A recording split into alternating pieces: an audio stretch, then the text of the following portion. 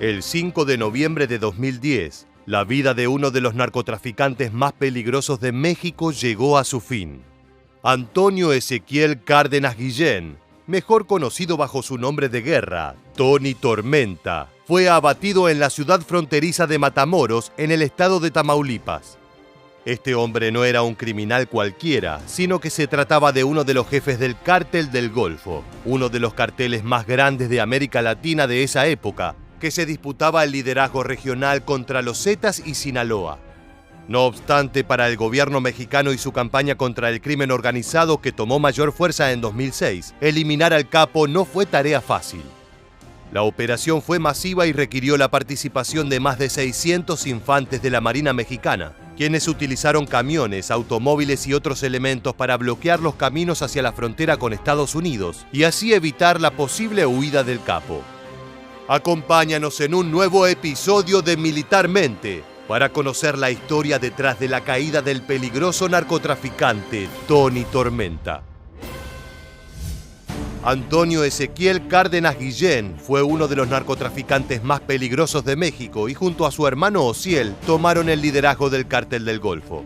En los 90 construyeron un vasto imperio criminal que encontró su epicentro en Tamaulipas, donde los Cárdenas Guillén crearon a los Zetas a partir de reclutar a exmiembros de las Fuerzas Especiales Mexicanas, quienes actuaron como guardaespaldas de los capos. Para el año 2003, el Cártel del Golfo era considerado un peligro mundial de acuerdo al FBI y otras organizaciones de justicia internacional. Los narcotraficantes habían encontrado su lugar junto a la camorra italiana, los yakuza japoneses y el Círculo de los Hermanos de Rusia, las mafias más temidas del planeta. Pero la fama no solo les trajo poder, sino también enormes problemas. Por una parte, Osiel fue detenido en un operativo conjunto entre las fuerzas mexicanas y las autoridades norteamericanas y aún cursa sentencia en el estado de Texas. Al mismo tiempo, una enorme traición comenzaba a fraguarse en el cártel. Los Zetas se habían fortalecido al punto de que planeaban separarse por cuenta propia. En este terrible clima, Antonio y sus otros dos hermanos intentaron cubrir el vacío de poder que dejó Osiel, lo que los puso en el centro de la mira, tanto de sus enemigos como de la justicia estadounidense. Pocos creerían que, de ser un pequeño dealer en la década de los 80, Antonio llegaría a convertirse en uno de los hombres más temidos y buscados del continente. Bajo el seudónimo Tony Tormenta, nombre de guerra con el que dirigía las operaciones en la zona del Golfo, este hombre organizó la logística, empaquetado y traslado de incontables kilogramos de droga hacia Estados Unidos a través de la frontera con Brownsville, Texas. Su poder se extendió por toda la costa este de México, al menos hasta el 2009, cuando sus propios hombres disputaron el territorio. Los Zetas, el cártel más violento que había visto el país latinoamericano hasta la fecha, se levantó contra los hermanos Cárdenas Guillén, comenzando así una brutal guerra que convirtió a Tamaulipas en un eterno campo de batalla.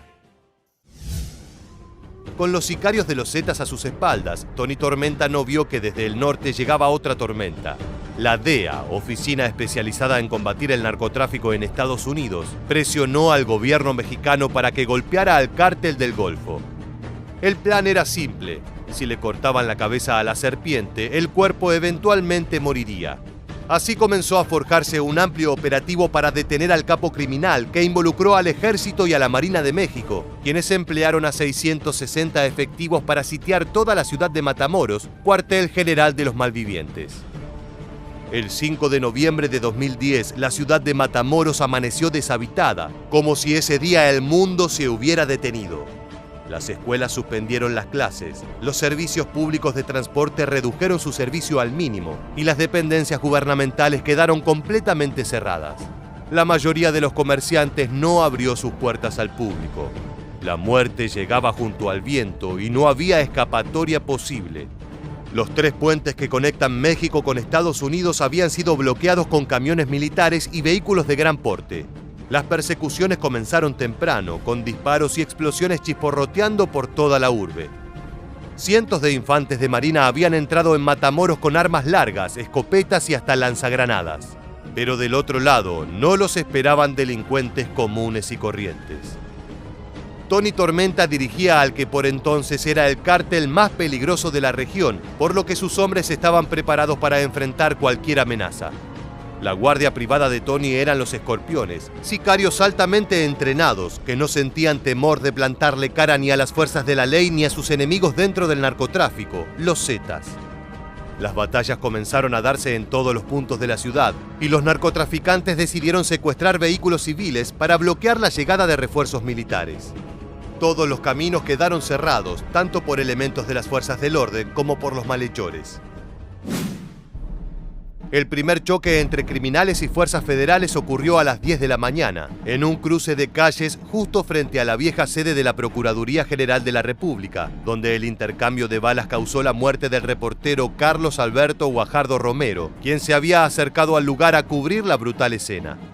A partir de este momento, la violencia se extendió como un incendio por toda la ciudad y el pánico cundió entre los inocentes vecinos de Matamoros, que poblaron las redes con mensajes desesperados. Para las 3 de la tarde, las fuerzas navales mexicanas dieron con el paradero de Tony Tormenta y acudieron a su captura, aunque fueron recibidos por el fuego de armas de alto calibre y granadas. Los sicarios defendieron a su líder hasta las últimas consecuencias. El capo del Cártel del Golfo intentó una huida a bordo de una camioneta negra, protegido por sus guardaespaldas personales, que llevó el combate a lo largo de las calles de Matamoros. En la persecución del infame líder participaron 170 elementos de la Marina, que se movilizaron en 3 helicópteros y 17 vehículos tácticos, con tal de detener la escapada desesperada de Cárdenas Guillén. Finalmente, cerca de las 6 de la tarde, las fuerzas mexicanas pudieron detener a Tormenta junto a su guardia personal y se cruzaron en una intensa balacera. En el fuego cruzado, el capo del narcotráfico fue herido de muerte, al igual que 2 de sus hombres y 3 operarios del ejército. Tony Tormenta murió abatido por las balas de los infantes de Marina, poniendo fin a casi 10 años de terror al frente del Cártel del Golfo, aunque su terrible legado sería continuado por sus hermanos, si bien con menor presencia. La operación fue considerada un éxito y celebrada por el gobierno de México, la DEA y las autoridades estadounidenses como un duro golpe al narcotráfico en la frontera norteamericana. No obstante, existen varias contradicciones entre los resultados, ya que algunos informes aseguran que ese día fallecieron 50 sicarios del Cártel del Golfo, gracias a las acciones del Ejército y la Marina mexicana. Por su parte, medios de Estados Unidos, especialmente de Texas, publicaron que la cifra de muertos había sido cercana a 100 entre criminales, soldados y civiles. Por otro lado, la muerte de Tony Tormenta también generó una brutal ola de violencia en la costa este de México, ya que los Zetas aprovecharon el periodo de acefalía del Cártel del Golfo para lanzar una campaña por el poder regional, lo que se tradujo en más de 10.000 muertes a raíz de las guerras entre narcotraficantes.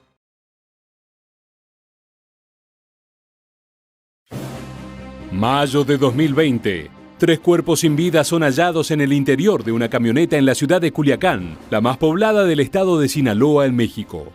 Días más tarde, se logra confirmar que una de las personas muertas es ni más ni menos que José Arechiga Gamboa, mejor conocido como el Chino Anthrax, quien fuera el sicario de mayor rango del Cártel de Sinaloa. Con evidentes marcas de tortura, su asesinato se dio a pocos días de que escapara de Estados Unidos, donde cumplía con prisión domiciliaria después de haber logrado un favorable acuerdo con la fiscalía en aquel país. El precio de conseguir algunos beneficios había sido la traición a sus viejos colegas, y todo parece indicar que tras su regreso a tierras mexicanas, los miembros del cártel que supo defender de manera cruel y sanguinaria fueron en busca de un ajuste de cuentas. Por eso, en este nuevo video de Militarmente, recorreremos la historia y conoceremos más acerca de la muerte del violento sicario que supo escalar entre los líderes del narcotráfico hasta convertirse en una pieza clave del crimen organizado. José Rodrigo Arechiga Gamboa fue el fundador y líder de la célula criminal Los Anthrax, el brazo armado del Cártel de Sinaloa. Sin embargo, sus comienzos dentro de la organización fueron mucho más humildes. Todo comenzó con un joven Arechiga que durante su adolescencia tenía fama de ser un buen peleador callejero y encabezar pandillas en su barrio. Pero realmente esa no fue su entrada a las grandes ligas, sino que su acercamiento llegó gracias al vecindario en el que vivía. Es que la familia del Chino era vecina de los Zambada y durante su infancia compartió muchos ámbitos con los hijos de Ismael el Mayo Zambada, uno de los líderes del Cártel de Sinaloa, junto a Joaquín el Chapo Guzmán. Gracias a esta relación y a su fama, el muchacho de 19 años que vivía de vender tacos en la calle pasó a integrar las filas de uno de los grupos más reconocidos del narcotráfico mexicano. El Mayo Zambada tomaba al cártel como un negocio familiar, por lo que sus hijos no estaban al margen de la vida que conlleva ser un narcotraficante. Así fue como decidió que el primer trabajo de Arechiga fuera ser simplemente el chofer de su amigo de la infancia, Ismael Zambada Imperial, alias Mayito Gordo, uno de los hijos del líder del cártel. No obstante, ascendió con rapidez en la organización y en poco tiempo era uno de los colaboradores de confianza del capo y sus hijos menores. El chino tuvo un bajo perfil hasta que en 2008 la guerra entre el cártel de Sinaloa y el cártel de los Beltrán Leiva cambió el rumbo de su vida para siempre. Como contaba con toda la confianza de la familia, se convirtió oficialmente en guardaespaldas de Mayito Gordo y le dieron armas. Poco después el Mayo le confió lo más preciado, la vida de Vicente, su primogénito y heredero natural del imperio criminal. Arechiga recibió un jeep blindado para vigilar en los alrededores y se lo autorizó a contratar a 20 personas para que trabajaran con él. De todas maneras, al igual que muchos otros que trabajan para los cárteles, el chino tenía sus propios negocios personales. Le contó a Vicente que tenía una logística de transporte para traficar droga por su cuenta hasta la frontera con Estados Unidos y traer de regreso el dinero de las ganancias. El método era la complicidad de una gran empresa mexicana que cotizaba en la bolsa de valores y que se dedicaba a la venta de pollo. Así, con un negocio legal como pantalla, Arechiga utilizaba tráilers refrigerados para transportar toneladas de droga junto con los pollos congelados. Esta faceta del chino volvió a llamar la atención de Zambada y el Chapo Guzmán, que lo convirtieron en un hombre clave de la organización. Sin embargo, aún restaba descubrir una parte importante de su personalidad. Cuando la guerra con los Beltrán Leiva creció, el Mayo lo puso al frente de un ejército de sicarios a los que Arechiga llamó los Antrax, y así fue como su apodo mutó a el Chino Antrax. Allí se conoció la cara más violenta del sicario, quien parecía disfrutar de matar a sangre fría a los enemigos del cártel y exhibir públicamente los asesinatos perpetrados, incluyendo acciones como dejar los cuerpos colgados en los puentes para enviar mensajes. A esa brutalidad también se le sumaba el ingenio y la destreza, como en el resonante asesinato del líder narco Francisco Rafael Arellano Félix, quien fue baleado frente a los invitados en una de sus fiestas por un hombre disfrazado de payaso, nada menos que el Chino Antrax. Así, quien había ingresado como un joven chofer, ahora era considerado el sicario de más alto rango dentro del cártel de Sinaloa. Pero en el mundo del narcotráfico, ni la amistad ni la lealtad pueden ser más fuertes que los lazos de sangre o la propia vida. En el año 2009, Vicente Zambada fue arrestado en México debido a que los Beltrán Leiva pagaron a oficiales del gobierno y más tarde fue extraditado a Estados Unidos. Allí llegó a un ventajoso acuerdo con la fiscalía y gracias a la ayuda de su padre reveló a los norteamericanos el paradero de diversos socios, amigos y enemigos del Mayo. En ese grupo se encontraba el leal Chino Antrax, quien se volvió una presa fácil para las autoridades gracias a aquella información y su perfil casi mediático. Es que Arechiga tenía la particularidad de mostrar sus lujos y excentricidades a través de fotos que subía a las redes sociales, incluyendo imágenes con personalidades como Paris Hilton. Todo esto significó el final del sicario mexicano, quien fue capturado en 2013 en un aeropuerto de Ámsterdam. Más allá de las dificultades para identificarlo, ya que viajaba con documentos de una persona fallecida y había realizado cambios en su fisonomía a través de cirugías estéticas, se logró la detención del criminal. Luego de su extradición hacia Estados Unidos, el Chino Antrax aseguró ser inocente en relación a los cargos relacionados al tráfico de drogas. Por eso sorprendió cuando en un rotundo cambio se declaró culpable en 2015. Al conocerse una pena de solo 6 años de prisión y otros 5 años de libertad condicional, quedó en evidencia el gran acuerdo al que había llegado Arechiga con la fiscalía. El sicario accedió a ceder $1 millón en bienes inmuebles y efectivo como parte del acuerdo y también colaboró para identificar las rutas de trasiego de la organización criminal. Por otra parte, el expediente que se pudo conocer más tarde agregaba también que el chino Anthrax había accedido a cariarse con otros integrantes de alto perfil del cártel de Sinaloa que se encontraban prófugos. Finalmente, en 2020, José Arechiga abandonó la cárcel para cumplir con su arresto domiciliario en San Diego, California. Contaba con una locación y un rango de 500 metros a la redonda que no podía sobrepasar sin avisar previamente a sus supervisores. En una revisión matutina al domicilio, se halló el celular del chino, pero todas sus pertenencias ya no se encontraban en el lugar. Se aseguró que el sicario se había dado a la fuga el 6 de mayo de 2020 para regresar a Sinaloa y vivir con su hermana. Otra versión habla de que el chino Anthrax iba en busca de venganza por ser entregado y que parte del plan era encontrarse con el Mayo Zambada mientras llevaba un GPS para que las autoridades de Estados Unidos pudieran arrestarlo y lograr un ojo por ojo. De todas formas, sea cual fuere el motivo, la relación entre Arechiga y el cártel de Sinaloa estaba decididamente rota y así se pudo ver con el final que se le dio al sicario. Un grupo armado ingresó a la vivienda en la que se encontraba y luego de una balacera, el chino fue secuestrado junto a su hermana y su cuñado. Los tres fueron torturados y finalmente asesinados por la familia del amigo de la infancia. El sicario más importante que supo tener la organización fue hallado días más tarde junto a sus dos familiares en una camioneta BMW con disparos en la cabeza. Un final como los que tantas veces había dado a sus enemigos.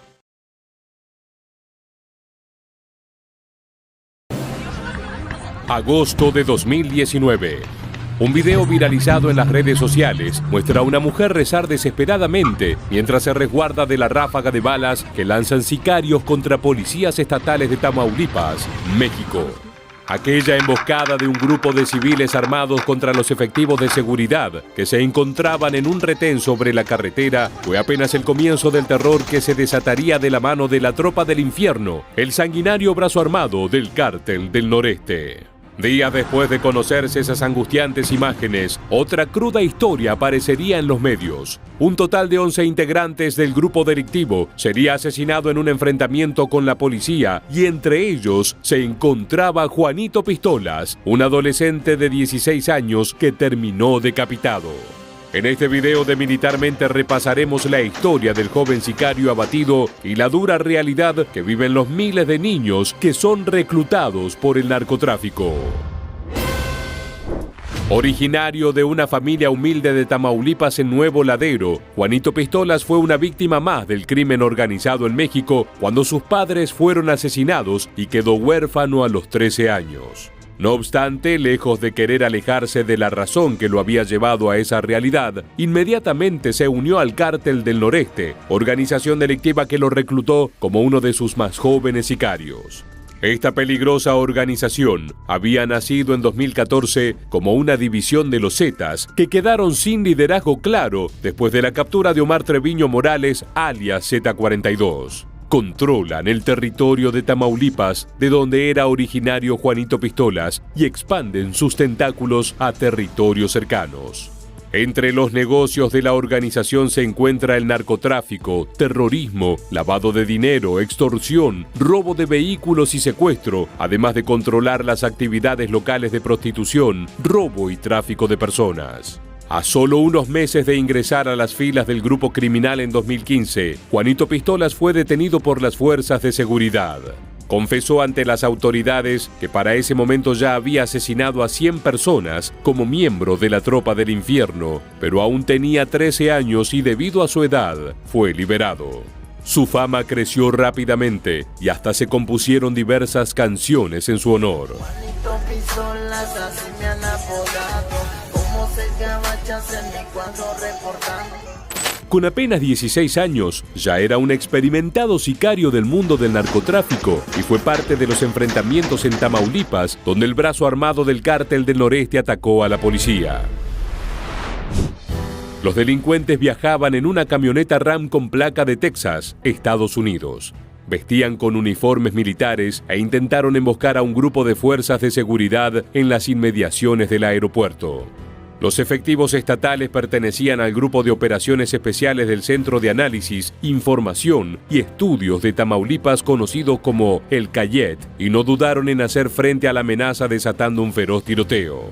Como consecuencia del enfrentamiento entre narcos y policías, el número de sicarios muertos llegó a 11 y entre ellos estaba Juanito Pistolas, cuyo cuerpo fue encontrado dentro de la camioneta decapitado a causa de una ráfaga de disparos con balas calibre 50. Ahora bien, este caso no es para nada excepcional, ya que los niños y adolescentes son reclutados cada vez con más insistencia por las bandas criminales de México y usados como carne de cañón para toda clase de trabajos dentro de estas organizaciones. No se trata de un fenómeno nuevo, pero según analistas cobra fuerza por la desatención que el gobierno otorga a un sector que incluye principalmente a niños que provienen de familias desintegradas o viven en extrema pobreza. El escritor y periodista Javier Valdés fue uno de los que estudió este comportamiento e incluso publicó un libro en 2015 llamado Los huérfanos del narco. Allí calculó que la expectativa de vida de un niño atraído a los brazos de las bandas criminales bajo la promesa de dinero o amenazas es de apenas 2 o 3 años. Además explica que el narcotráfico seduce a niños y adolescentes con dinero, autos de lujo, mujeres y poder. Así terminan siendo reclutados para labores de sicario, trabajar en narcolaboratorios o sembrar droga. La práctica no se limita solo a una organización delictiva, sino que la mayoría de los cárteles utilizan a los jóvenes como su último eslabón para las actividades criminales. Entre ellos se puede reconocer al Cártel del Golfo, los Zetas, el Cártel de Jalisco Nueva Generación, la Familia Michoacana y el Cártel de Sinaloa, principalmente en lugares como Tamaulipas, Guerrero, Chihuahua, Veracruz, Sinaloa y Michoacán. Uno de los problemas radica en que los jóvenes no saben a qué se enfrentan realmente, y es que los niños no tienen ningún valor para los integrantes de las diversas organizaciones criminales que los consideran desechables una vez que cumplan una tarea. Si son detenidos o asesinados, pronto buscarán otro para ocupar su lugar. Para conocer cómo los grupos narcos se acercan a los potenciales reclutas, una ONG llamada Reinserta, que trabaja con personas encarceladas, consiguió el testimonio de varios jóvenes que fueron detenidos mientras formaban parte de estas organizaciones criminales. Uno de los casos es el de Jacobo, quien contó que a los 12 años su vecino le propuso ganar dinero, pero para eso debía matar a alguien. La primera vez se negó, pero el hombre que pertenecía al Cártel Jalisco Nueva Generación volvió con una oferta de 30,000 pesos por hacer el trabajo.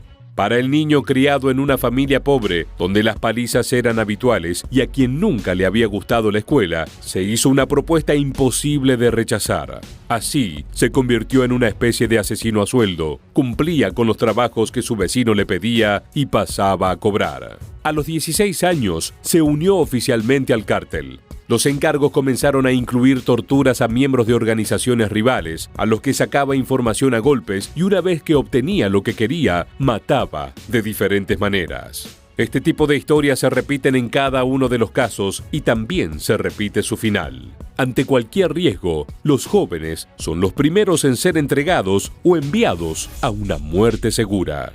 La historia de Juanito Pistolas también refleja esto, como la de más de 30,000 niños que han sido incorporados a las filas de la vida criminal mexicana durante las últimas décadas. Un informe de la Red por los Derechos de la Infancia en México estimó que entre el año 2000 y fines del 2019 fueron más de 21,000 los menores de edad asesinados, mientras que otros 7,000 fueron desaparecidos. Un último factor que contribuye a este fenómeno tiene que ver con la dificultad para juzgar a los menores. Estos niños con la falta de apego se alteran fácilmente, pierden el control de sus impulsos y no generan empatía hacia la otra persona, por lo que están dispuestos a hacer cualquier cosa. Mientras tanto, el sistema jurídico mexicano suele ser poco estricto con los niños que cometen infracciones legales y prohíbe a los jueces dictar prisión si tienen entre 12 y 14 años. Por lo tanto, los expertos afirman que es difícil juzgar a una adolescente en conflicto con la ley penal. Finalmente, especialistas en el tema plantean que antes que asesinos, estos jóvenes son víctimas. Consideran que es la sociedad la que ha fallado a estos niños y no les ha dado oportunidades. Por el contrario, son los cárteles los primeros que les ofrecen una alternativa a la pobreza y posiblemente la única que muchos encuentran en sus vidas. Siendo presa fácil para aquellos que llegan y tratan de convencerlos de que les van a dar todo lo que les falta, las diferentes organizaciones y ONGs que trabajan la temática aseguran que el primer paso es entender que la sociedad tiene una deuda con estos niños y no se puede estar ajeno a los adolescentes que matan porque tienen hambre. Así es como la narcocultura mexicana convierte a pequeñas víctimas en victimarios y temibles asesinos que no dudan en apretar el gatillo cuando llega la orden. Sin entender las consecuencias y desconociendo su rol desechable, viven vidas extremadamente cortas y repletas de violencia. Ahora sí llegó el momento de despedirnos. Muchas gracias por acompañarnos hasta el final y quédate atento a nuestro canal para reencontrarnos en el próximo video.